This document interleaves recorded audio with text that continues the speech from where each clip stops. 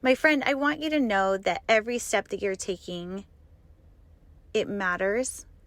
And the behaviors that you are choosing and employing into your life matter. And your children are learning from you, from what you do, far more than what we tell them. I wish that wasn't always the case. But I know that every step that you've made in putting yourself and your health and your wellness as a priority, it matters.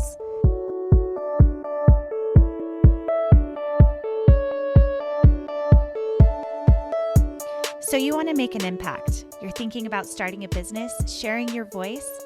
How do women do it that handle motherhood, family, and still chase after those dreams? Well, listen each week as we dive into the stories of women who know. This is Call Me CEO. Welcome back, everyone, to the final episode of Call Me CEO for the year 2021. You will not believe this, but maybe you will believe this. I am recording from my car. I have been running kids around all day and just dropped my son off with some friends to do a little crazy after Christmas shopping, get out of the house. And I made a promise to myself that I would make an episode live every single week. And this week is no different. I'm recording it a little differently. I'm modifying how I'm delivering this to you, but I hope that you'll take just this quick moment for yourself to reflect on this year and reflect on what you can do to make this next year better than ever. Okay, you may be thinking better than ever. That won't be too hard. 2021 has been a beast of a year. I don't know if you agree with that, but man, 2020 was hard. 2021 was pretty close, if not harder for us personally as a family. We had a lot of mental health to deal with within our family and our children. We had a new job. We had the launching of a course with my virtual assistant program, which I loved doing, but it was hard. It was hard doing it the first time. And then on top of that, of course, we had the pandemic and broken bones and life happened. And today I want to talk about goal setting and setting expectations for ourselves going into the new year and thinking about a finish line. The last couple of episodes, I talked about running a marathon and what that might look like. And in this episode, I want you to think about the life that you want to achieve in an incremental way. Something where you're considering your capacity, but you're also considering how much of an improvement you want to make today, this week, next week, this year. Because anytime you are reaching towards a goal, it is fair to assume that that goal can change. It is fair to assume that that finish line can adjust. And it is also fair to know that your goals and your finish lines will change names, directions, and ideals. That's how life goes. These are 3 steps to helping you discover a goal that is a good one for you, that makes sense to you. And I want you to think about these sequentially. And this is a really quick practice, but of course, behind the scenes, meditating on this, pondering upon this, praying about this is something that you can do on your own speed and time. Number 1, you want to find a goal that is within reach. We don't set out as a runner, let's continue that analogy, with the idea that we're going to run a marathon in one day. Now, with my sister, it may seem that way. She did have her own methodology for that. And I want you to think about how it is that you can get to a goal in a sequential, attainable way. Many times you'll hear about goals that are SMART, being those that are measurable, attainable, and also those that you can schedule with time. And I think that that applies here, but with this first step, making it so that you are creating baby steps towards that big step. So if you're wanting to run that marathon, maybe it isn't getting out and running a mile on the first day. Perhaps it's putting your shoes on the first day. The next day, it's walking down the block. The third step is walking a mile and then running a half mile, a walk-run method. For me, the best goals I've ever achieved have been ones that I have made easy to complete, that have an incentive behind completing them, or is disincentive a word? I don't even know if that's a word, but something that makes the bad choice harder. Where I gained this technique is with step number 2, with Atomic Habits. Atomic Habits is a book by James Clear. I read it 3 times this year, and I loved his analogy of making systems for your habits. Because once you have picked that goal, you want to set up a system that makes that goal really easy. Something you don't have to think about, something that you set up a system so that getting to that goal is easier. So, for example, maybe your goal is to take vitamins daily. Instead of having that arbitrary goal somewhere like, oh, I want to be healthier, I want to take my vitamins. You want to set up a system so that you do something attached to a habit you already have. So, for example, it might be that you keep these vitamins next to your toothbrush and your toothpaste. And every day before you brush your teeth, you take those vitamins and you make it a part of your daily habit. You may, in the beginning, need to set an alarm on your phone. You may, in the beginning, need to write a note on your mirror. But you want to create a sequence so that taking your vitamins and brushing your teeth is something that you do back to back.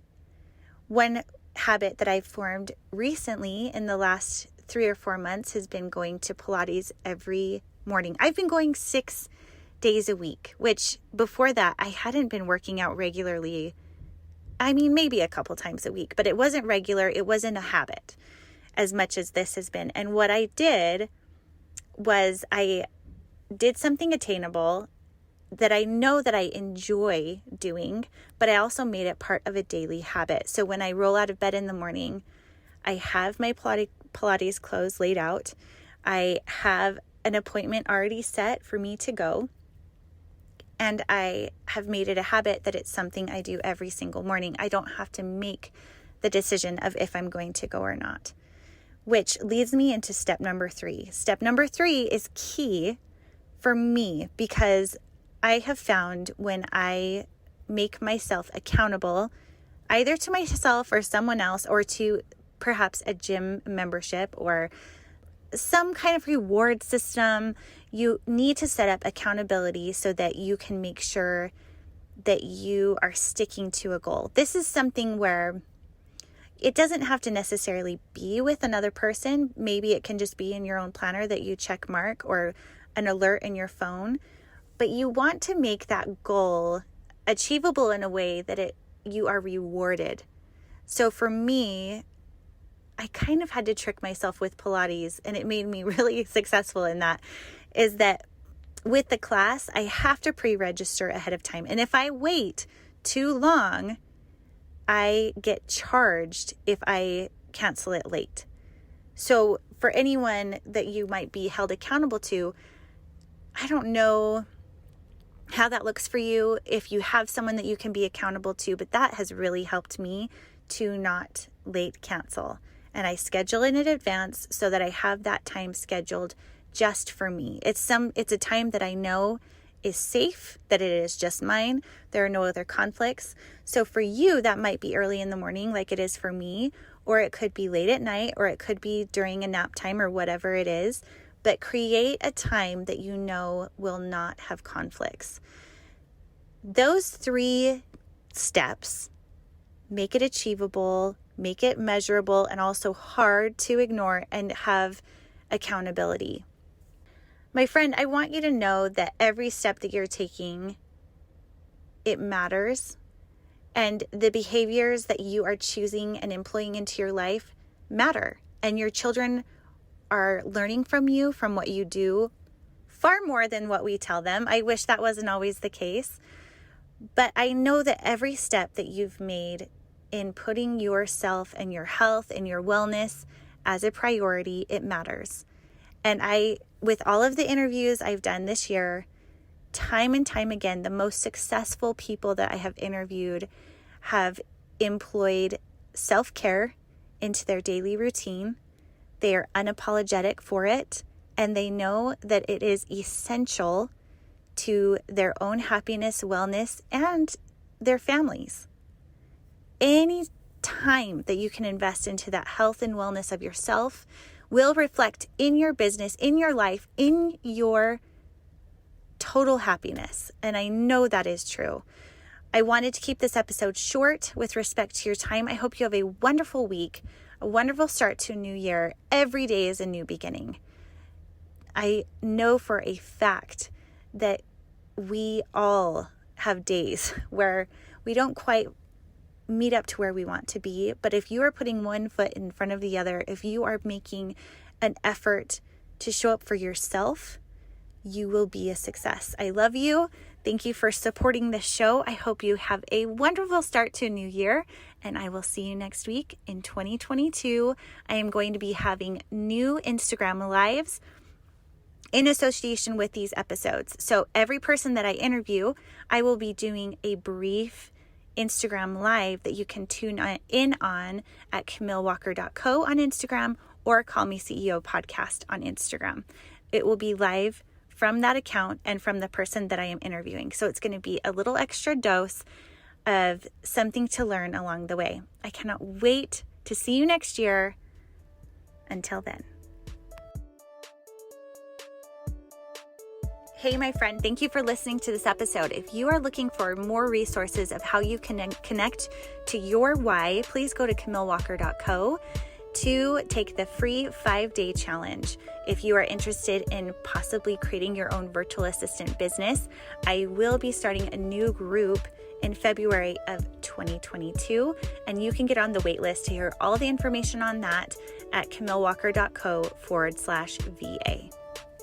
If you enjoyed this episode, I would so appreciate a rating and review wherever it is that you are listening to this podcast. Anytime you share this podcast, it is a huge help to me. It means so, so much. Thank you, thank you. And I really appreciate you following and subscribing. And thank you.